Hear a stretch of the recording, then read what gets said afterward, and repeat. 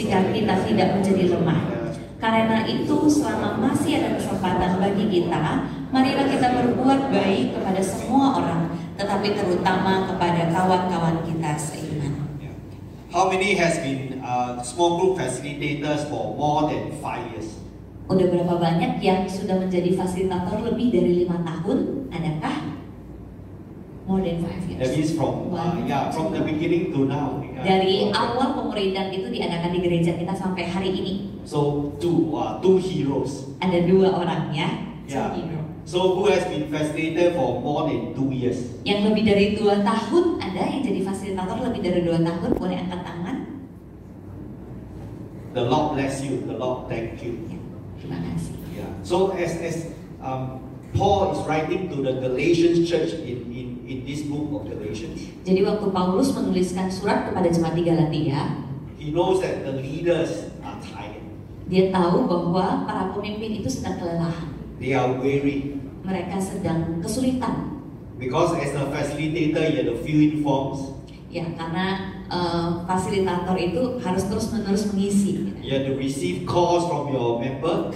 Terus harus menerima panggilan dari para anggota. And you also have your problem to Tapi solve. kita juga punya masalah sendiri yang harus kita selesaikan. And here you're trying to solve other people's problem. Tapi kita juga harus mencoba untuk menolong orang lain untuk menyelesaikan masalah mereka. And it's very easy to give up. Dan sangat mudah bagi kita untuk menyerah. And here Paul understands. Dan Paulus memahami situasi itu. God understands Tuhan memahami situasi what itu. he had gone through. Apa yang kita sudah lewati dan kita hadapi. Because Jesus went through the same thing. Karena Yesus juga sudah melewati itu. Alright, yeah, I mean, he just feed 5,000. I mean, you go to Mark chapter 8, he just feed the 4,000, and then the disciples are discussing about they only have 1 bread to share among 12. Di Markus yang keempat, dia baru memberi makan 4.000 orang gitu, tapi para murid mengeluh karena mereka cuma punya sedikit roti. And then Jesus asked them, when I feed the 5,000, how many baskets of waste do you collect? Jadi waktu Yesus bertanya, waktu saya memberi makan 5.000 orang, berapa banyak yang tersisa? They can say probably 12. Ya. Yes. 12. Ya, 12 bakul. Then when they feed the 4,000, how many baskets do they collect? Jadi waktu mereka memberi makan 4.000 orang, berapa banyak bakul yang tersisa? 7. Ada 7. And then here they are 1 bread and they don't know how to split the bread. Ya, jadi ada 1 roti yang mereka nggak tahu gimana cara berbaginya.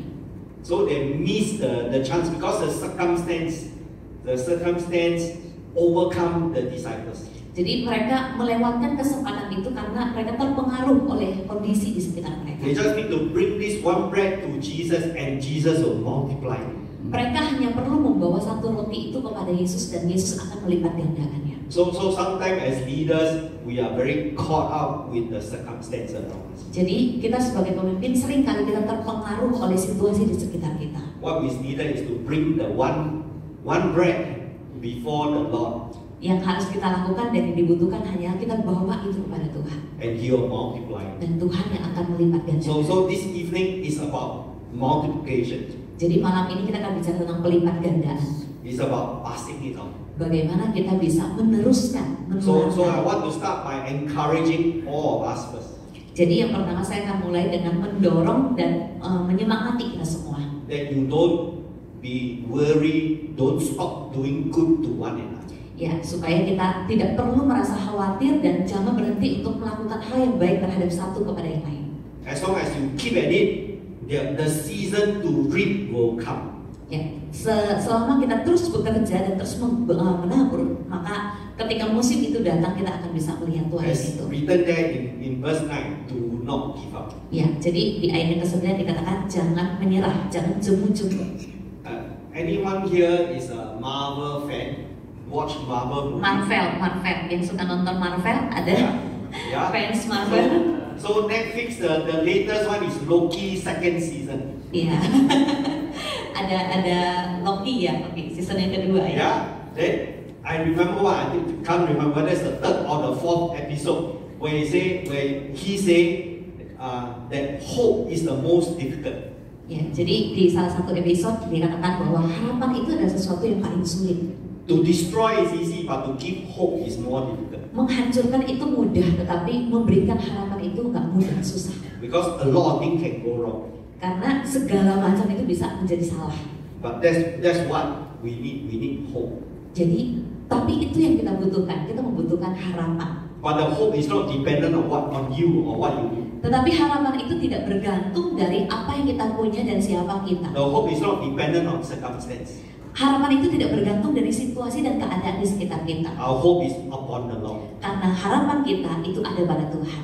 He will multiply. Dia yang akan melipat gandakan. So in verse 10, and so then we have opportunity. Then let us do good to everyone. Jadi kita akan ketika kita punya kesempatan, mari kita bisa berbuat baik kepada semua orang. Especially to those in the same household. Ya, terutama kepada kawan-kawan kita seiman. So let's not give up. Jadi mari kita tidak menyerah. The small group is the opportunity for us to do good to one another. Kelompok kecil itu adalah kesempatan bagi kita untuk berbuat baik satu kepada yang lain. And we are in the same household. Dan kita ada di dalam satu keluarga. It's okay to ask your group member to pray for you. Nggak apa-apa kita meminta anggota kita yang lain untuk berdoa bagi kita. Especially ask them to pray for you. Don't be shy. Secara khusus nggak apa-apa, minta mereka untuk mendoakan kita, nggak perlu malu. As you pray for them, ask them to pray for you. Saat kita berdoa untuk mereka, minta mereka juga untuk mendoakan kita. Yeah, because you're not Superman, Superwoman. Karena kita bukan Superman, karena kita bukan perempuan sejati, perempuan luar biasa. Gitu. Yeah, you're just like the member. You have problems too. Kita sama dengan anggota yang lain, kita juga menghadapi kesulitan. Right, so doesn't mean that your leader no problem. Ya, bukan berarti ketika kita jadi pemimpin nggak ada masalah dalam hidup kita. But remember this: small God, big problem; big God, small problem. Ya, ketika kita lihat ya, kalau kita melihat small God, big problem. Oh iya. Jadi kalau kita melihat Allah itu sebagai hal yang kecil, maka masalah kita jadi besar. Tapi kita tahu Allah kita besar, maka masalah kita menjadi As kecil. long as our hope is in Christ, big God. Karena harapan kita itu kepada Tuhan yang besar, maka masalah itu menjadi kecil. So this evening, that's why I chose Galatians 6 verses 9 and 10 to encourage you to keep at it. Ya, karena itu saya memilih ayat ini untuk mendorong kita semua untuk terus bekerja. I've been in your shoes before. Ya, aku juga pernah melewati itu. I feel like giving up many times. Saya sering kali berasa ingin menyerah. But every time the Lord dragged me out. Ya, tapi setiap kali ingin menyerah, Tuhan menarik saya untuk bangkit. And remind me it is about Him. Dan mengingatkan saya bahwa ini segala sesuatu itu adalah tentang Dia. It's not about me. Ini bukan tentang saya. And as long as I learn to lean on Him, acknowledge Him, He will make straight the path. Selama saya terus bergantung kepada Dia, mengikut Dia, maka Dia akan memimpin langkah saya. So allow me to pray for you. Izinkan saya untuk berdoa bagi saudara sekalian. Come, Heavenly Father, we want to lift up the leaders in our midst. Bapa kami datang menyerahkan kepadamu seluruh pemimpin di dalam gereja ini. We thank you for their faithful service. Kami bersyukur untuk orang-orang yang melayani dengan setia. Lord, you know them best. Tuhan, Engkau paling mengenal setiap kami. Some may be struggling. Beberapa dari kami mungkin bergumul. Some may be giving up. Banyak dari kami mungkin menyerah. Some may be full of life, full of energy. Beberapa dari kami mungkin penuh dengan semangat dan energi. Lord, for all this we give you thanks. Tapi kami bersyukur kepadamu Tuhan. We pray that Lord, you will give everyone strength upon strength. Kami berdoa supaya Tuhan memberikan kepada setiap kami kekuatan demi kekuatan. If anyone feel like giving up, they look to you. They look to the cross. Ketika ada yang berpikir untuk menyerah, mereka melihat kembali kepada Engkau, melihat kepada salibmu. And they see you as an example. Dan mereka melihat Engkau sebagai model, sebagai contoh, sebagai teladan. Loving every of your disciples. Mengasihi setiap murid-muridmu. Loving every sinner. Mengasihi setiap manusia berdosa. Broken your body for them. Memecahkan tubuhmu untuk mereka. Shed your blood for them. Mencurahkan darahmu bagi setiap kami. Even the undeserved. Bahkan orang-orang yang tidak pantas. And Lord, when you can do that as a human here on earth, Ketika Engkau Tuhan mampu melakukan itu sebagai manusia di dunia ini, that gives us the strength to carry on. maka tolong kami dan berikan kami kekuatan juga untuk memikulnya. For the group that's full of life and ideas, Bagi kelompok yang penuh dengan semangat dan kekuatan, I pray that the creativity doesn't die. Tuhan, kami berdoa supaya kreativitas mereka tidak menjadi redup. I pray the creativity will give strength, Mereka kiranya terus-menerus dikuatkan melalui kreativitas mereka. and they'll take all opportunity to continue to do good to one another. Dan mereka terus mengambil kesempatan untuk terus melakukan kebaikan dari Tuhan. Father, you're the Lord of all resources. Bapa, Engkau adalah Allah sumber segala sumber. You're the God of the ready, Engkau Allah di dalam segala Allah. the God of the so much more. Tuhan, Engkau Tuhan di atas segala Tuhan. I pray that, Lord, you uphold all of us here in your righteous right hand. Tuhan, kami berdoa Engkau angkat setiap kami di tempat ini saat ini. The job is done. Tuhan, biarlah kiranya karya-Mu We just dinyatakan. need to continue to be faithful to do what you ask us to do. Kami hanya perlu untuk menjadi setia melakukan apa yang Engkau kehendaki dalam hidup kami. Disciple us as we disciple others. Muridkan kami seperti dan kami juga memuridkan yang lain. Lift us up, O Father. Tolong kami Tuhan. In Jesus' name we pray. Dalam nama Tuhan Yesus kami berdoa. Amin. Amen. So today I have 5 points to cover. Saya mengangkat ada 5 poin untuk kita perhatikan. Yeah. So this is we've gone through COVID. We've gone through a season of COVID, Ya, kita sudah habis melewati masa-masa COVID. and we are now in a post-COVID world. Jadi ini adalah masa-masa post pandemic. COVID has changed many things, COVID sudah mengubah banyak hal. and that's why there's a need for us then to rebuild the discipleship from the inside. Karena itu butuh bagi kita untuk kita kembali membangun kelompok kecil. When I look at the statistics shared just now by Pastor Amina, Ketika saya melihat hasil statistik yang dibagikan oleh penginjil Amelia, my heart leaps with joy, hati saya bersuka cita. because I've seen how Shine Community started in 2018. Karena saya melihat dari awal, dari tahun 2018 bagaimana Shine Community ini dimulai. You know, we are people of short memories.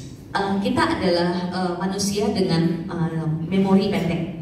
How the 72 small groups started, I remember very clearly. Bagaimana 72 kelompok itu dimulai, saya ingat dengan jelas. That Sunday when Shine Community was launched, I was here seated upstairs. Waktu launching saya hadir di tempat ini. Yeah, and I saw the mighty hand of the Lord. Dan saya melihat tangan Allah yang besar. The work is not on the day where Shine Community was launched. Karya itu bukan hanya pada saat Shine Community itu di-launching. The work happened 6 months before. Dan karya itu sebenarnya sudah dimulai sebelum 6 bulan sebelum Shine itu di-launching. Where your pastors and elders, 11 of them, decide to take a group. Jadi ketika beberapa hamba Tuhan dan juga pemimpin itu akhirnya mengambil satu kelompok To go through the experience, what is it like to mentor and be mentored? untuk mengambil keputusan untuk akhirnya mengalami bagaimana dimuridkan, dimentoring dan juga mementoring. 3 months. 3 bulan. Yeah, then another 3 months. Dan akhirnya 3 bulan selanjutnya. And that is the foundation for Shine Community. Dan meletakkan dasar untuk Shine Community itu. And Gavin Christus do something that Covenant dare not do. Gavin Kristus mengerjakan sesuatu yang Covenant tidak kerjakan. You put the name of every leader and then blank below the name. Jadi kita menuliskan nama dari setiap pemimpin itu dan diisi gitu ya untuk pendaftaran. And after the Shine Community is launched, the people can go and fill the name below the leaders. Ya, jadi waktu itu di launching, para anggota bisa mendaftarkan diri, menulis nama-nama mereka di bawah pemimpin mereka. That's how from 1172 come out. Ya, jadi dari situ dari 11 itu akhirnya mulailah menjadi 72 kelompok. Just do the mathematics. Jadi silakan kita hitung perkaliannya. This is how the Lord multiplies. Ini bagaimana kita bisa melihat Allah melipat gandakan. God is behind. Allah ada di balik itu semua. And all it takes, I remember the beginning, the leaders was asking Pastor Kekiom and myself, how do you start small group? Jadi saya ingat sekali bagaimana para pemimpin hamba Tuhan itu tanya kepada saya dan Pastor Kekiom bagaimana memulainya. We say wrong question. Jadi kami mengatakan itu pertanyaannya salah. The question is not how to start small group. Pertanyaannya bukan bagaimana memulainya. The question is what are the key ingredient for small group. Tetapi pertanyaannya adalah apa resep lain gitu ya untuk membangun lagi kelompok And kecil. just now it shared intentionality and relationship. Jadi tadi penginjil Angga sudah membagikan bahwa intensional, kesengajaan dan juga relasi. Relationship is key. Relasi itu adalah kunci. Right? You see when we are studying, we are in a class. Who form the class? Someone decides.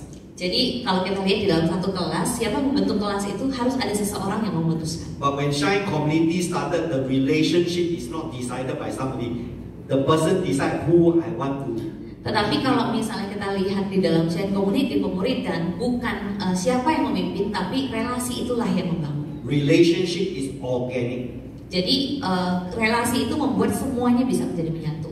So we have to balance organic relationship and intentionality. Jadi ketika kita menyeimbangkan relasi dengan kesengajaan itu, and that's what you are doing right now, to reinvent or to relaunch or to continue to improve the Shine Community. kita bisa melihat apa yang sudah dikerjakan oleh gereja kita mengembangkan kembali dan kita membangun kembali Shine Community ini. Every few years you have to do this. Dan selama beberapa tahun kita mengerjakan itu. Because the church is growing. Karena gereja semakin bertumbuh. And then you need to be intentional in the growth. Karena itu kita perlu semakin dengan sengaja ada dalam kelompok. At the same time balancing with organic relationship. Pada saat yang sama kita terus membangun relasi satu dengan yang lain. So I hope by now you understand it's not so straightforward. Jadi saudara bisa mengerti bahwa ini tidak terbalik satu dengan yang lain. It's kind of very complex. Ya, karena itu sangat kompleks dan rumit. That's why today's title, The Heart Matters. Jadi judulnya itu kita bicara tentang yang paling penting itu adalah hati. Because relationship starts from the heart. Karena relasi itu dimulai dari hati. Discipleship starts from the heart. Pemuridan itu juga dimulai dari hati. And that's why it's about inside out discipleship. Jadi mari kita lihat pemuridan dari dalam keluar. Okay, why small group is important in the church? Jadi kenapa bahwa pemuridan kelompok kecil itu penting di gereja? It's a platform to practice intentional discipleship. Ini adalah satu tempat untuk menerapkan pemuridan yang disengaja. Intentional disciple making. Kemuridan yang disengaja. Think with me for a moment. Coba kita pikirkan sejenak. When Jesus called the disciples, are they believers? Waktu Yesus memanggil para muridnya, apakah mereka adalah orang percaya? Do they believe in Jesus? Apakah mereka percaya kepada Yesus? Some shake head, some nod head. Yeah, I don't think they believe in Jesus, they just follow him. Saya yakin mereka bukan hanya karena percaya Yesus, mereka mengikuti Yesus. Only sometime later, when Jesus asked them, who am I? Jadi setelah itu beberapa waktu kemudian Yesus nanya kepada para murid, siapa saya? Then the disciple can say, you are the Son of God. Akhirnya ada murid yang bisa mengatakan engkau adalah anak Allah. So when they follow Jesus, that time they are not believers. Waktu mereka mengikut Yesus, mereka belum percaya. So that is discipleship. Nah, itulah pemuridan. You see, our thinking of discipleship, I start your discipleship when you are believer. Kalau pemikirannya adalah kita memulai pemuridan saat engkau menjadi orang percaya. Jesus' concept of discipleship starts before the person is. Konsep Yesus dalam pemuridan justru terjadi sebelum para murid itu percaya. So can pre-believer join small group? Jadi bisa nggak orang yang belum percaya itu bergabung di dalam kelompok kecil? Bisa. Can. So it's a place for authentic discipleship and intentional Karena discipleship. ini adalah tempat untuk kemuridan yang otentik dan juga kemuridan yang dibangun dengan So sengaja. doesn't need to start from believer. Can start with non-believer. Jadi nggak perlu harus orang percaya dulu gitu. Yang belum percaya juga kita bisa rangkul. And the church 2000 is kind of big. Do you know everyone in the 2000 church? Ya, kalau kita lihat di anggota kita ada 2000-an orang, kita nggak kenal setiap orang. Very difficult. Ya, sangat sulit. Unless you have special gifting, you know every 2000 names. Kecuali ada orang yang mempunyai kemampuan spesial untuk mengenal 2000 orang. Not just 2000 names, the swami, the istri, and the children's name, and the birthday. Ya bukan cuma 2000 orang itu, suami, istri, dan keluarga mereka, anak-anak mereka juga. So the small group makes the church real. Jadi kelompok kecil itu membuat gereja itu menjadi lebih nyata. The church is big and yet small. Gereja itu besar tapi juga kecil. The small group is a mini church. Karena kelompok kecil itu adalah gereja, miniatur gereja. It's the life of the church. Jadi itu adalah hidup dan jiwa gereja di dalamnya. That's why it's a place for care. Maka kelompok kecil itu adalah tempat untuk kita bisa saling A memperhatikan. place for shepherding. Tempat untuk kita bisa menggembalakan satu dan But we lain. must not forget care sometimes means scolding. Tapi ingat ya, care itu juga, perhatian juga kadang-kadang bisa bermanfaat. Care is not sayang. Jadi care, perhatian itu bukan cuma sayang-sayangan. Sometimes must slap, Kadang kita mesti memukul, menghajar. must wake up. Ya, harus Alright. membangunkan. That is care. Ya, itu perhatian. Alright, and then that is the place for leadership Dan development. gereja, kelompok kecil itu adalah tempat untuk kepemimpinan itu dibangun. So you multiply yourself, you multiply leaders. Dan kita melipat gandakan bukan hanya murid tapi juga para pemimpin. Jesus has shown the way. The 12 disciples are not leaders. Waktu Yesus memberikan teladan itu, dia memilih para murid dan mereka bukan pemimpin. Most of you would not select them as part of your team. Mereka juga nggak langsung dipilih gitu ya, langsung jadi satu tim. They can't even work as a team. Mereka dibentuk oleh Yesus dengan sengaja menjadi sebuah kelompok. But yet Jesus made leaders out of them. Tapi Yesus menghasilkan pemimpin dari murid-murid ini. Something happened in that 3 years. Sesuatu yang terjadi di dalam 3 tahun kemuridan Yesus. So there's authentic discipleship and intentional discipleship. Jadi itu adalah pemuridan yang otentik dan pemuridan yang dikerjakan dengan sengaja. And that's what small group does. Nah, itulah yang dikerjakan oleh kelompok kecil. Your small group leaders will come forth from the small group. Jadi kelompok kecil kita bisa menghasilkan para pemimpin. So there are 5 steps or 5 stages towards disciple making small group. Jadi ada 5 tahap yang kita bisa perhatikan untuk membangun kelompok kecil, membangun kembali kelompok kecil. Okay, it starts with biblical foundation. Yang paling pertama kita lihat yang paling dasar adalah dasar Alkitab. The small group must be formed based on biblical foundation, governing Christus values and vision. Kelompok kecil itu harus dimulai dari landasan Alkitab dan juga visi misi nilai-nilai dari gereja kita, Gemim Kristus. The small group must be able to express the vision and the values of what governing Christus is about. Jadi kelompok kecil itu harus mencerminkan apa yang menjadi nilai-nilai Alkitab dan juga visi misi dari gereja kita. Yeah, that's the second stage where you model the vision. Nah, di tahap yang kedua kita meneladankan visi itu di dalam kelompok kecil kita.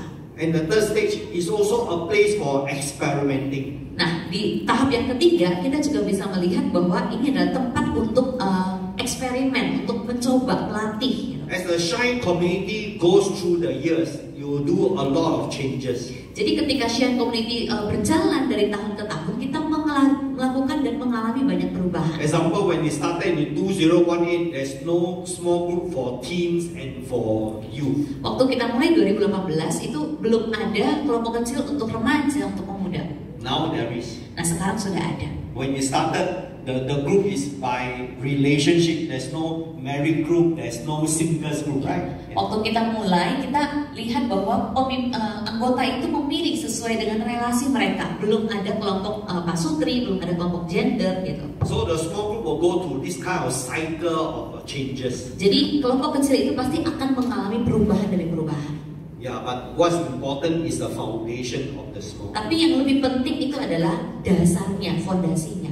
Alright, it always falls back to the vision, the values, the biblical foundation. Jadi kita harus terus kembali kepada visi misi gereja, value dan juga nilai-nilai Alkitab. No matter what changes happen from stage 2, 3, 4, stage 3, 5, 4 and 5, the foundation is what is key. Nggak masalah perubahan di tahap ketiga, 4, yang kelima gitu, tapi tahap yang pertama menjadi dasar itu adalah kuncinya.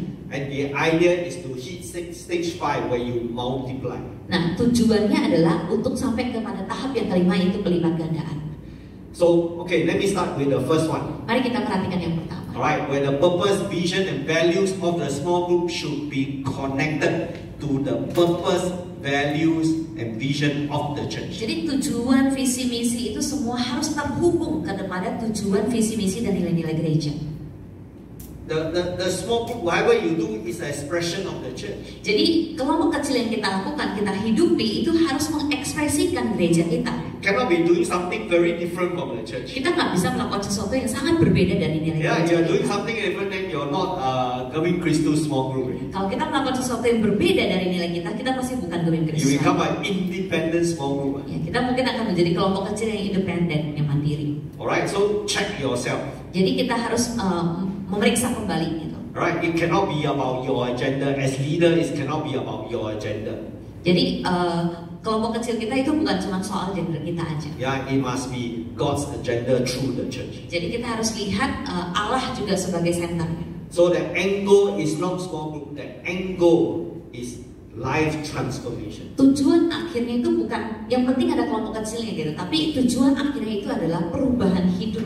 Because as you start in a small group, you go so comfortable, I want to change. Jadi ketika kita memulai kelompok kecil, maka kita akan melihat bahwa ada yang harus diubah. Example, 2-3 years, build this relationship, I don't want to change. Jadi ketika kita 2-3 tahun, kita bisa melihat apakah saya berubah atau tidak. I'm happy where I am. Apakah saya bahagia. But God is not happy. Tapi kalau misalnya kita cari yang nyaman, ternyata Tuhan nggak. God say you have to grow. Tuhan bilang kamu harus bertumbuh. Your talent must multiply. Kemampuanmu, talentamu harus dilipat Your ganda. life must be transformed. Hidupmu harus diubahkan. And when your life is transformed, others, you will transform other people.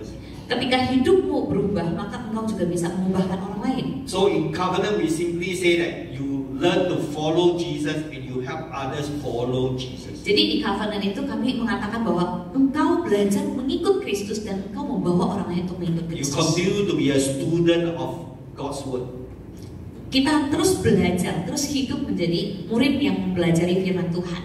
Then as you continue to be a student, you help others in their student. Dan saat kita terus belajar firman Tuhan, kita juga menolong orang lain untuk konsisten belajar firman Tuhan. Then as you apply God's word, you help others apply God's word. Saat kita melakukan firman Tuhan, kita pun menolong orang lain untuk melakukan firman Tuhan.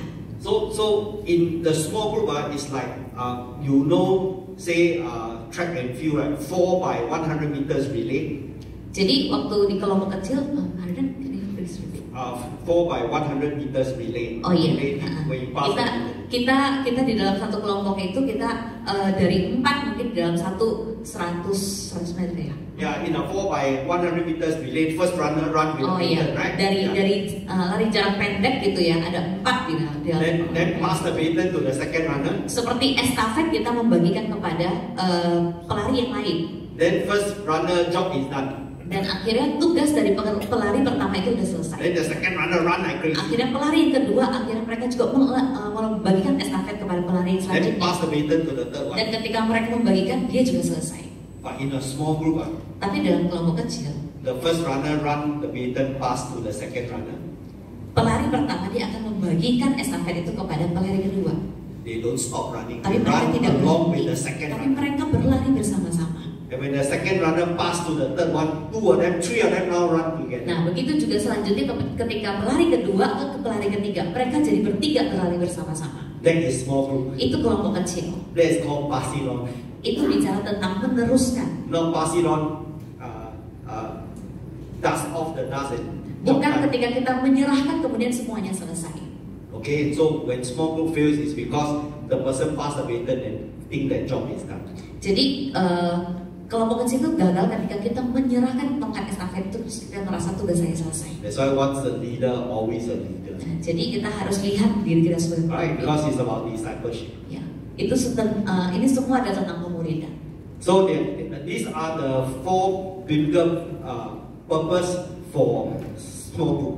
Jadi kita lihat ada 4 tujuan Alkitabiah tentang kelompok kecil. Yeah, it's based on the book of Acts chapter 1 and chapter 2. Kalau kita melihat dalam Kisah Para Rasul pasal 1 dan pasal yang kedua, Okay, you can read faster than I can say. dan kita bisa baca bersama-sama. Yang pertama, Alright, so it's about these 4 aspects of the biblical purpose. jadi ini adalah 4 aspek ya. Jadi bisa dibaca secara cepat. Yeah, so a small group has to model what the church, how the church makes disciples. Jadi kelompok kecil itu harus meneladani bagaimana gereja itu membuat kelompok, Alright, membuat so murid. So I'm now moving to the second part of modeling the vision. Ya, mari kita lihat bagian yang kedua, bagaimana kita meneladani visi itu. Gemim Christus has a way of making disciples. Kalau Gemim Kristus itu punya caranya sendiri di dalam memuridkan. The small group is one of the platform. Kelompok kecil itu adalah salah satu dari media platform itu. Yeah, there are other platform like prayer. Ada banyak cara gitu untuk memuridkan, termasuk juga berdoa. The Sunday pulpit. Mimbar hari Minggu. Yeah, and other programs that you have. Dan juga program-program lain yang kita punya. Right, to make disciples. Untuk memuridkan. So the small group is just one. Jadi kelompok kecil itu hanya salah satunya. Yeah, and in the here is just the 3G and TCS, BB.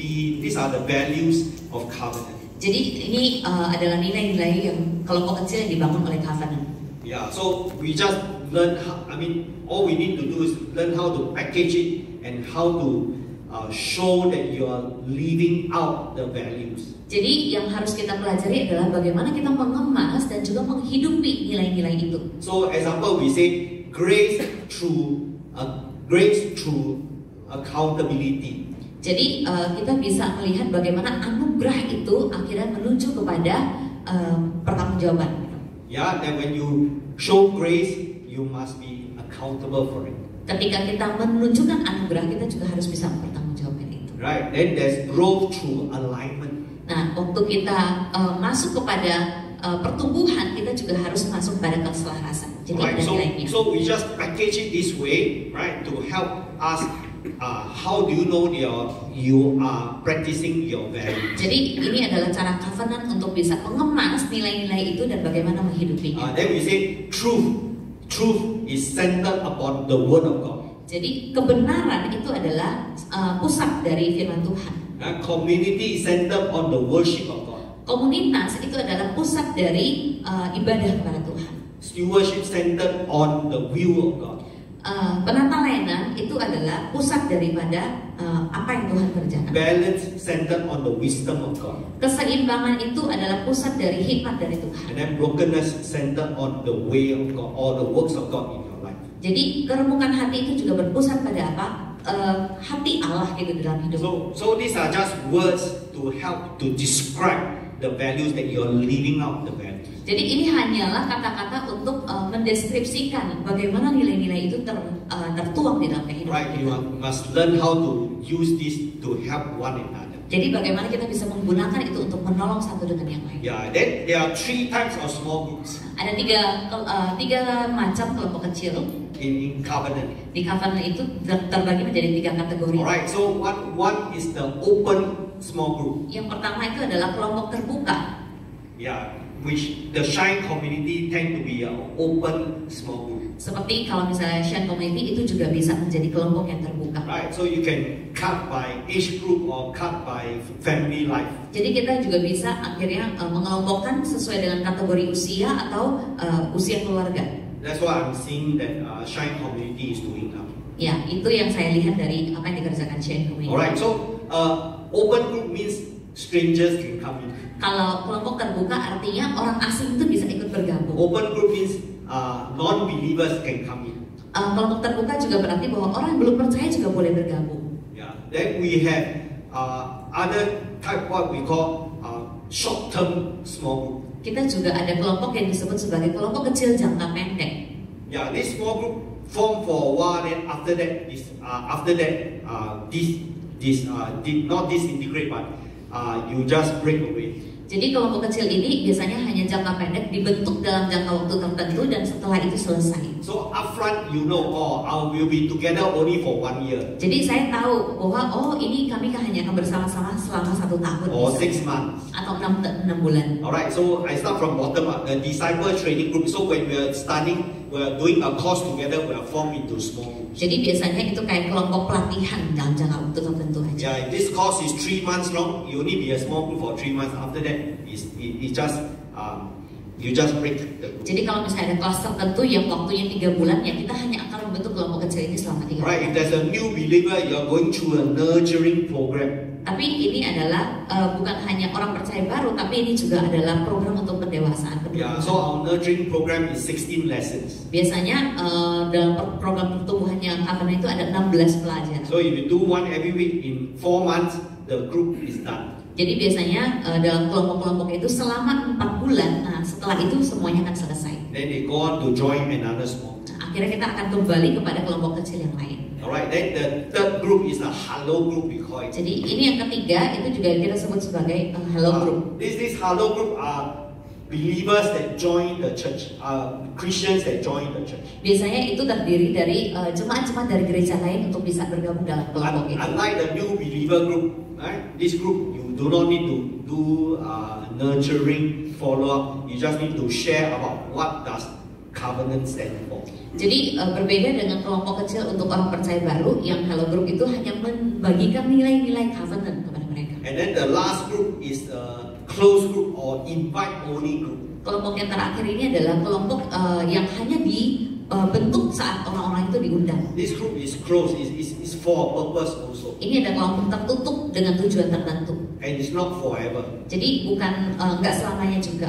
So here we have groups that staff and pastor are part of. Biasanya tuh ini kelompok-kelompok para pemimpin atau hamba Tuhan. So like I'm mission director, I have my mission staff 10 of them. So we are in one group. Jadi saya sebagai direktur misi, saya akan mengajak staf saya, anggota saya untuk ada dalam kelompok itu. We are a small group, but we don't follow the small group agenda. Tapi kami tidak mengikuti, kami kelompok kecil tapi tidak mengikuti agenda dari kelompok kecil lain. We are formed together so that there's a mentoring relationship. Jadi kami terbentuk sebagai relasi mentoring.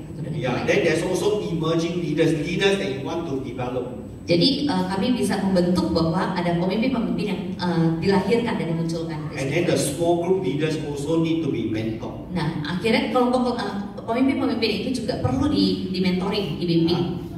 Even the leaders need to be mentored, the elders, the church board members. Bahkan juga penatua, para majelis, para pemimpin itu juga perlu dimentoring. Alright, so these are just pictures, and I also have a group of overseas men that I mentor. Ini adalah gambaran dari kelompok-kelompok yang saya bentuk. Saya juga ada kelompok untuk orang-orang dari berbagai negara. Alright, so the idea is that the small group starts with you. The vision of the modeling of the vision starts with you. Jadi kalau kita lihat bahwa kita harus bisa terus meneladani visi itu. The small group must be participating, must be showing the vision. Jadi kelompok kecil itu harus bisa mengikuti, hidup dan juga menunjukkan visi itu.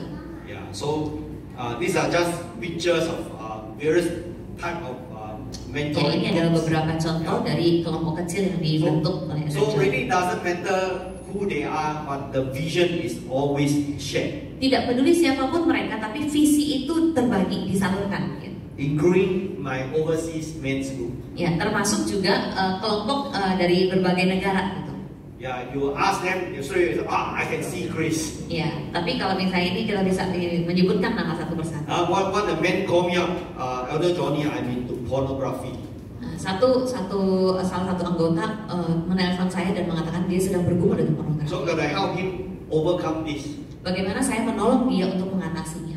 And then one week into this help, he said, Elder Johnny, thank you for not condemning me. Ya, ketika seminggu setelahnya dia telepon lagi mengatakan terima kasih untuk tidak menyalahkan saya. Yeah, you say once I've seen. Ya, kamu melihat apa yang melihat. But you never go back to keep telling me I've seen. Tapi engkau melihat aku berdosa, tapi engkau tidak melihat aku kembali berdosa.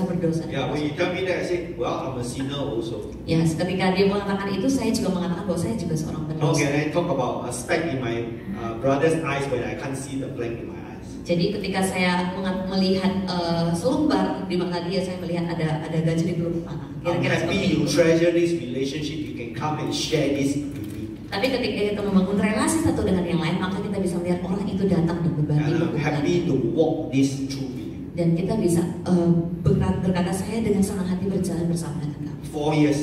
4 tahun. And he has broke free from this. Dan akhirnya dia bisa terlepas dari pergumulannya. Yeah, now he's a father. Ya, sekarang dia seorang ayah. All glory to God. Ya, Semuanya kemuliaan bagi Tuhan. Alright, so quickly now I move to start small, build it. Kita lihat bagian yang ketiga. Right, and start small, build it is clicking too fast. Alright, so the idea is that when the group starts, you have an end in mind. Oh ya, ketika kita memulai kelompok kecil, kita sudah memiliki tujuan akhir di kepala kita.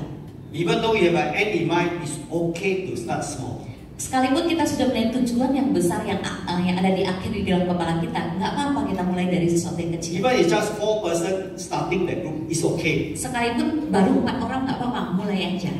The idea is that when you meet, you continue to build the foundation. Jadi ketika kita memikirkan bahwa ketika kita bertemu, kita terus-menerus membangun nilai-nilai itu di dalamnya. So in other words, it's about selection and training. Jadi bagaimana kita juga bisa memilih dan juga kita melatih. Alright, so first is about selecting and training and mentoring.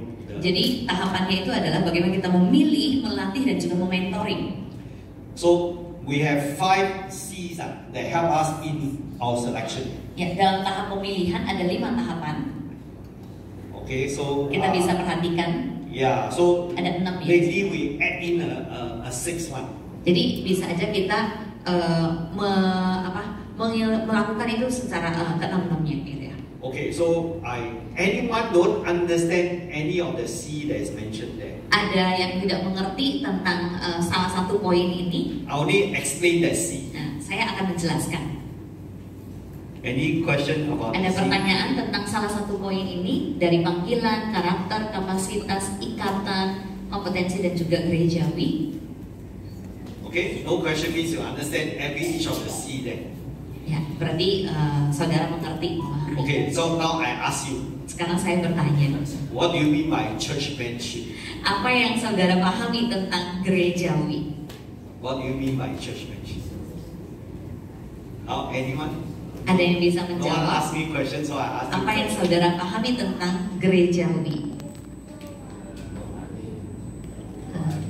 He said spiritual things. Spirit or spiritual matters. Okay, churchmanship is about spiritual matter. Correct but incomplete. Ya, benar tapi belum lengkap. Alright, churchmanship is to understand church is an organization. Ya, kita memahami gereja sebagai sebuah Alright, organisasi. an organization has leaders. Dan organisasi itu ada pemimpinnya. But churchmanship is understanding that who is the ultimate leader. Jadi gereja itu melihat tentang siapa pemimpin itu. In the church, the ultimate leader is Christ. Pemimpin yang sejati itu adalah Kristus dan gereja. Christ is the head of the church. Jadi Kristus itu adalah kunci dari gereja. Not the musi, Bukan pendeta, not the chairman of the church board, bukan ketua majelis ataupun majelis yang lain, but Christ. tapi Kristus. Alright, so that is churchmanship. Jadi itu churchmanship gereja. Understand that church has organization principles, but the whole gambit of church rests on Christ as the cornerstone. Jadi kita melihat gereja sebagai organisasi, tapi secara keseluruhan gereja itu adalah satu ruang yang dipimpin oleh Kristus. That means that when you apply some of the organization knowledge that you have outside into church, some work, some don't work. Jadi ketika kita menerapkan prinsip dan nilai dari organisasi ini ke dalam gereja, ada yang bisa bekerja dan ada yang nggak bisa. Alright, so can I ask 15 minutes or more of your time? Saya boleh minta waktu 15 menit lagi. Alright, I know I'm supposed to stop at 9. At this rate I think I only will stop at 9:15. Karena waktunya harusnya mulai selesai jam 9 ya. Gitu. Tapi boleh ditambah 15 menit lagi. Okay, so I explain churchmanship. Saya akan menjelaskan bagian nomor 6. Alright, you look at Mark chapter 4. Jadi kita melihat di dalam. Right, so you got people queuing up to meet Jesus to be healed. Jadi kita membawa orang, melihat orang berbondong-bondong mengikuti Yesus. Then night came. Dan akhirnya malam datang. Then Jesus retired. Dan akhirnya Yesus menjadi lelah. Then after a while he wake up all the disciples hop onto the boat, go across. Jadi waktu itu para murid itu naik ke perahu dan mereka menyeberang. Alright, go through a storm. Dan mereka menuju kepada satu tempat. Go to the other side. masuk ke menyeberang ke Mean tempat is lain. demon possessed man. Tetapi ini ada di dalamnya adalah Yesus. Cast him of the demon. Cast him of all the demons. Oh iya, kita abaikan semua permintaan. Then after that, go back to the boat. Akhirnya semua permintaan mereka tinggalkan dan mereka kembali kepada But never go back to the house. dan mereka kembali ke rumah. Go to another village. Pergi ke kota, ke desa yang lain. Now, conventional wisdom wrong. Dalam pemahaman konvensional ini salah. Conventional wisdom, you are the CEO. Why will you do that? Kenapa kita melakukan itu dalam pemahaman tradisional? Right, 1,000 people waiting for you, but you go through the storm, go and save one person. Saat orang berbondong-bondong mencari engkau, kenapa engkau pergi ke tempat lain? Not logical. Nah, itu nggak masuk akal. Right, so yeah, so if we run church like that, we're in trouble. Kalau kita membangun gereja dengan cara seperti itu, mungkin rusak dan berantakan. So I hope you understand churchmanship now. Tetapi kita bisa memahami prinsip gerejawi. It's God who runs the church. Itu adalah Tuhan yang memulai gereja. Which means as leader, we gotta keep praying and God's gonna review the plan of the church. Jadi yang harus kita lakukan adalah meminta dan berdoa kepada Tuhan untuk memahami rancangan Tuhan bagi gereja. Right, so that is churchmanship. Jadi itu adalah prinsip gerejawi. Yeah, and as for training, you have to make sure that everything is aligned from values to the platform of teaching to the necessary equipping given to the facility. Jadi pada prinsip terlatih dengan baik, setiap nilai-nilai, prinsip dan juga firman Tuhan, setiap proses itu berjalan beriringan, selaras. But at the heart of it is personal discipleship. Tapi di dalam intinya, hatinya, spiritnya itu adalah pemuridan secara pribadi. Alright, and when it's about mentoring, these are just ways of mentoring. Ya, ini hanyalah salah satu cara untuk mementor. Yeah, maybe I just focus on the last part where number 6 is about fellowship, retreat, and IBM. Ya, kita coba perhatikan di poin yang ke-6 tentang fellowship, retreat atau IBM. IBM is not the computer IBM. IBM itu bukan tentang komputer ya. Alright, yeah, not international business machine. Yeah, but it's in between meetings. In between meeting, berarti pertemuan di antaranya. Yeah, that when you meet, we have a lot of meetings, but most of the time meeting or agenda is about business. Jadi ada banyak pertemuan di antaranya itu biasanya pertemuan tentang bisnis. But in mentoring, it's not about business. Tapi di dalam mentoring itu bukan tentang bisnis. It's not about the agenda. Ini bukan tentang agendanya apa. It's about building relationship. Ini tentang bagaimana kita membangun relasi. So we have in between meetings to build relationship. Jadi kita ada pertemuan di antara setiap pertemuan itu untuk membangun relasi. Where we don't talk about work. Tapi kita tidak perlu berbicara tentang firman. That's how I can mentor my staff in the missions office. Itulah bagaimana saya juga bisa mementoring staff saya di dalam kantor saya. Yeah, in the mentoring time we don't talk about work. Dalam proses mentoring kami nggak bicara tentang kerjaan juga. We talk about family. Kami bicara tentang keluarga. We talk about Loki season. Kami bicara tentang film ya, film Loki gitu. Yeah. We talk about book we have read. Kami bicara tentang buku. We talk about the morning's devotion. Bahkan kami juga bicara tentang apa yang kami dapatkan dalam saat itu. Anything under the sun except work. Ya, segala sesuatu kami bahas, tapi kami tidak membahas tentang pekerjaan. Sometimes our mentoring session is at the bowling alley. Ya, kadang kami cuman mentoringnya cuma di pagi hari gitu. Yeah, when we learn how to bowl. Ya, ketika kami juga terus sama-sama belajar. Sometimes we go and watch movie. Kadang-kadang kami pergi nonton bersama. Alright, so that is mentoring. Jadi itu mentoring. Don't think about Bible study only. Bukan hanya tentang pembelajaran Alkitab, pendalaman Alkitab. Don't think about a lot of things to do. Bukan tentang apa yang harus kita kerjakan. Just enjoy each other. Tapi kita menikmati waktu bersama. Alright, that is mentoring. Ya, itu mentoring. Alright, and we need to integrate all the small group together. Ya, bagaimana kita juga mengintegrasikan semua kelompok kecil itu bersama-sama. So, which you are experiencing now, as the Shine community grow, you need to adjust. Jadi dengan pengalaman saudara sekalian, ketika Shine community bertumbuh, kita harus saling menyesuaikan. The 2018, how you organize Shine community, and now is different. Tahun 2018 dengan sekarang, bagaimana kita menjalankan Shine community itu berbeda. Okay, there's no right way or wrong way. Ini bukan soal benar dan salah. as long you're led by the Lord, church planship, as long you're led by the Lord, that is the correct way. Selama kita terus konsisten dan pada pimpinan Tuhan, maka itu semuanya bisa berjalan. Okay, so these are just structure that you understand very well. This is just how small group can be Ya, organized. gambaran ini tentang governance seperti yang tadi pembagian kelompok kecil yang sudah dibagikan juga. Alright, the key thing is that the small group are doing everything that the church has. Jadi kelompok kecil itu mengerjakan segala sesuatu yang gereja kerjakan. Yeah, there is an element of praying, Ya, termasuk juga di dalam ada elemen doa. element of worshiping. Bagaimana kita beribadah bersama-sama. Right, you ask, Elder Johnny, I don't know how to play the guitar, can't play the keyboard, how can I lead worship in small group? Ya, mungkin di antara kita ada yang bilang, saya nggak tahu gimana cara memainkan alat musik, memimpin pujian dan lain sebagainya. Can use YouTube, Kita bisa pakai YouTube aja sama-sama. use Spotify, Kita bisa pakai Spotify. sing out of tune. Ya, bisa tinggal nyanyi aja gitu. Perfectly okay. Ya, nggak apa-apa. Exercise grace, Ya, kita juga bisa latihan ya. learn to grow. Belajar untuk bertumbuh bersama-sama. Alright, together is godliness. Ya, akhirnya kita bisa masuk kepada Alright, there's kehidupan also bersama. equipping where people are trained. Bagaimana kita juga membina satu dengan yang lain. Right, you can train how to raise fund. Bagaimana kita juga melatih satu dengan yang lain untuk bisa mengumpulkan dana. You know, to raise fund is one of the most difficult thing to do. Biasanya mengumpulkan dana itu ada hal yang paling sulit To juga. ask for money is the most difficult thing. Minta uang itu adalah hal yang sangat tabu, sangat sulit. So we have to learn to know how to ask for money. Ya, kita mungkin juga bisa melatih satu dengan bagaimana kita bisa mendorong orang untuk memberi.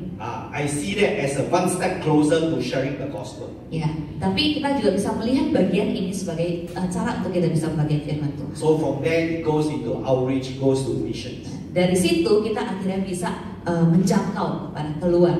Alright, so in other words, small group cannot be just small. They do what they do. They must be part of church life. Jadi kelompok kecil itu bukan hanya tentang kelompok kecil itu, tetapi mereka harus bisa menjadi bagian dari gereja. So on prayer, we started by gathering the church to pray.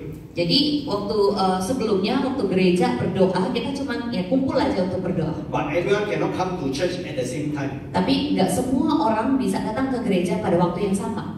We have more people than seats. Ya, kita juga akhirnya lihat orangnya lebih banyak daripada tempat duduk. So we teach them, you pray at a small group. Jadi akhirnya kita libatkan, kita berdoa di masing-masing kelompok kecil. Then you know how and what to pray, you carry on. Jadi ketika engkau tidak tahu apa yang mau didoakan, kita bisa meminta. You don't know how to pray or what to pray, you follow the guide. Jadi ada panduan kalau misalnya kita tidak tahu bagaimana dan apa yang mau didoakan.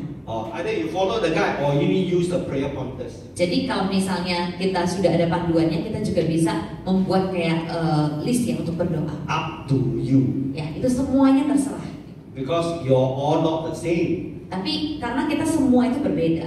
Some small group very good at praying. Ada kelompok yang bertumbuh dengan berdoa. Some are learning to pray. Ada yang baru belajar untuk berdoa. So it's alright. Jadi itu nggak apa-apa. All need not be the same. Ya, semuanya nggak harus selalu sama persis. Okay, like right now you're discussing sermons after the sermon. Ya, biasanya kita juga mendiskusikan post sermon. So we have tried. We discuss before the sermon. Kita bisa juga mendiskusikannya sebelum khotbah itu. We also done discuss after the sermon. Setelah itu juga bisa.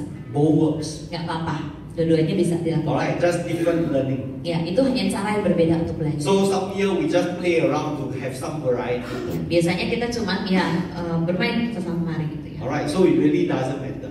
Ya nggak apa-apa juga. Bagaimana cara kita Alright, membaik. likewise in equipping. Nah, sekarang bagian kita untuk memperlengkapi dan membina. So we encourage a small group to be trained together, go to the same course together. Jadi kami mendorong kelompok kecil untuk belajar bersama atau mengikuti kelas tertentu, kelas yang sama. Like you all learn how to follow up, how to do nurturing of new believers. Let's go Misalnya, for a course together. Misalnya tentang bagaimana kita bisa memfollow up jemaat baru atau anggota baru. Don't go as individual. Jadi jangan pergi sendiri gitu. You know, we are very smart, right? So you say, 5 courses, 5 you each one go. Then after you come back and teach us.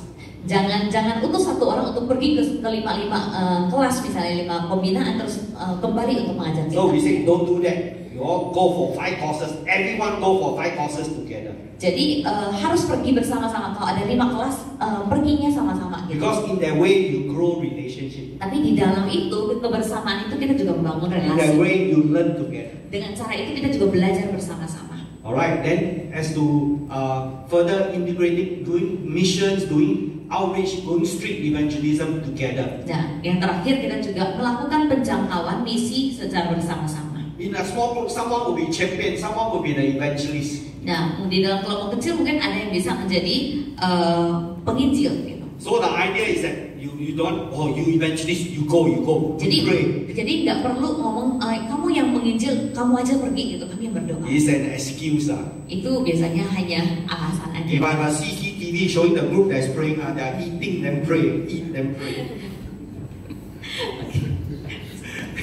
Yeah, then the poor group evangelists go outside, then they don't learn anything. Ya, jadi kalau misalnya dilempar kepada satu orang, yang satu kerja yang lain nggak belajar apa-apa. Do it together. Lakukan itu bersama-sama. Let the evangelist teach the non-evangelist. Yang bisa menginjil, ajarin orang yang mungkin belum bisa menginjil. And then while waiting for the next one, you pray. Jadi kita juga sama hal prinsipnya juga dengan berdoa. While one is sharing, the other is praying. Jadi yang satu sharing, yang satu juga berdoa. Then you have food and pray. Jadi kita juga akhirnya berdoa. Eat spiritual food. Alright, yeah. So do things together. Jadi lakukan semuanya itu bersama-sama. That's what we do. Yeah. Ini adalah contoh semua yang dikerjakan oleh kelompok kecil itu dilakukan bersama-sama. So this my small group, all white hair, 60 years and below, above. Jadi ini yang dilakukan oleh kelompok kecilnya Elder John. Gitu. Yeah. So we go to Batam and then we paint the wall. Yeah. Mereka melukis tembok dan akhirnya menghasilkan satu karya. Gitu. I asked, when is the last time you paint the wall? Jadi mereka terakhir kali itu melukis tembok. No, I never paint my own wall. I hire someone to paint the wall. Jadi saya nggak bisa lakukan, saya bayar orang. And we have so much fun doing this. Tapi melakukan ini saya menyenangkan. Gitu. Know who's very good at doing the drawings and all that? Gak tahu yang mana yang saya gambar. Gitu. There's an artist among us. Tapi ini adalah karya juga dari anak. Yeah, our children as a one. Our children are the one that do it. Ya, anak kami salah satunya juga. So we do it as a family. Tapi kami mengerjakannya bersama-sama. Alright, that's how small group is. Dan itu yang dikerjakan kelompok kecil. And the last one, once you do small group, you build leaders. Kita lihat di dalam bagian terakhir adalah kita membangun dan menciptakan pemimpin. Small group multiply leaders. Kelompok kecil itu harus melipat gandakan pemimpin. Alright, so you start by multiply leaders. You multiply small group, you multiply the church. Jadi dalam kelompok kecil kita bukan hanya melipat gandakan pemimpin, tapi juga kelompok kecil termasuk juga gereja. Because you go out and plant churches. Karena kita keluar dan juga kita menanamkan ini. Be it in Manado or overseas. Nah, di Manado juga. Yeah, overseas no. Yeah. Overseas dia, diharapkan juga bisa sampai keluar ya. Alright, so a small group can be a church planting group. Jadi kelompok kecil itu sebenarnya bisa menjadi kelompok untuk bisa membangun dan menanam gereja baru. Most church starts by a small group. Jadi gereja itu banyak dimulai dari kelompok kecil. Right, we have forgotten that something. Jadi kita jangan lupa hal ini. That is how powerful the small group is. Itu yang sangat membuat kelompok kecil itu menjadi sangat kuat. So I now come to a close. Jadi kita lihat di bagian terakhir. And what I've learned in the COVID and post-COVID is this. Di dalam hal ini apa yang saya pelajari di dalam masa-masa pandemi dan setelah pandemi. Those churches that have small group before COVID survives. Gereja yang memiliki kelompok kecil sebelum pandemi itu bisa bertahan. Those churches that don't have small group before COVID dies. Gereja yang tidak punya kelompok kecil sebelum pandemi biasanya itu redup mati. Because when you're in COVID, you can't meet as a large group. Kalau misalnya dalam COVID kita paling enggak kita bertemu gitu ya tetap ya. It's very distributed worship community, and the church become happening at the screen or happening at the home. Ya, di dalam masa COVID gereja pertemuan semuanya banyak yang dilakukan di rumah maupun online. But because the small group is part of the church, you done everything. Like 1, 2, 3, 4, 5, you done that. Ya, tapi karena gereja itu ada kelompok kecil, kita bisa melakukan itu semua. So even the big church don't gather, they survive. Sekalipun gereja besar tidak berkumpul dalam masa pandemi, kita bisa bertahan. So imagine the small group leader, the facilitator, you're the senior pastor, you're the prayer pastor, you're the outreach pastor, you're the missions pastor, you are the children pastor. Bayangkan di dalam gereja itu ada fasilitator, ada pemimpin, ada hamba Tuhan. Gitu. And it's not beyond you. Tapi itu bukan terletak pada kita. And because of that, the church survive. Tapi karena itu, apa yang kita lakukan dalam kelompok kecil, gereja bisa bertahan. Not just survive, but strive after COVID. Bukan hanya bisa bertahan, tapi bisa bertumbuh dan semakin baik lagi. Because of COVID, more leaders come out. Karena pandemi itu ternyata banyak pemimpin ternyata bermunculan. That's what happened to Covenant. Itu yang kami alami di Covenant. We only have one leader, and after COVID, 5 leaders. Saat kita punya satu pemimpin, setelah COVID kita justru memiliki 5 pemimpin. Because the country has certain law, only 5 people can meet at one time. Ya, karena dalam satu waktu hanya 5 orang bisa berkumpul. So the small group, 20 people, you got to break into 4. Jadi ketika kelompok kecil itu ada 20 orang, kita bisa bagi jadi 4 kelompok. Someone got to lead the 4. Ya, ada yang bisa memimpin gitu, 4 orang itu. And then when you come back, all are leaders now. Ya, setelah kembali ternyata mereka sudah bisa jadi pemimpin juga. So see God's timing in Gavin Christus. Jadi mari kita melihat waktunya Tuhan bagi Gavin Christus. Before 2018, you never had small group. Sebelum 2018 kita mungkin tidak punya kelompok kecil. You have ministries. Kita ada pelayanannya. But somehow the Lord guided your leader to start small group. Tapi kita melihat bagaimana Tuhan memimpin para pemimpin untuk memulai kelompok kecil. I believe it's not easy trying to steer the church to small group. Saya yakin ini bukan hal yang mudah untuk mengubah dan menggiring gereja kepada kelompok kecil. I believe the leaders at that point of time, people are scolding them, saying all sorts of things. Ya, saya yakin pasti ada orang-orang yang membicarakan dan juga mengomentari kritik Okay, if pemimpin. any one of you do that, now is the time to Ya, repent. jika ada di antara saudara sekalian yang melakukan itu, ini waktunya untuk bertobat. You repent by going to the leader and say thank you. Ya, dengan bertobat kita datang kepada pemimpin dan mengucapkan terima And kasih. your repentance is to, I promise, I'll pray for you and with you for the next 10 years. Ya, saya berdoa untuk saudara dan mendoakan ke depan selama 10 tahun ke depan. Because you follow Christ, that the church survive. Ya, karena engkau mengikut Kristus, maka gereja itu bisa bertahan. Churchmanship. Gerejawi, churchmanship. Follow Christ Mengikuti Kristus and help others follow Jesus. dan menolong orang lain juga untuk mengikut Kristus. That's what small group is. Itulah yang dikerjakan oleh kelompok kecil. Let us close. Ya, Pak, itu yang Heavenly Father, we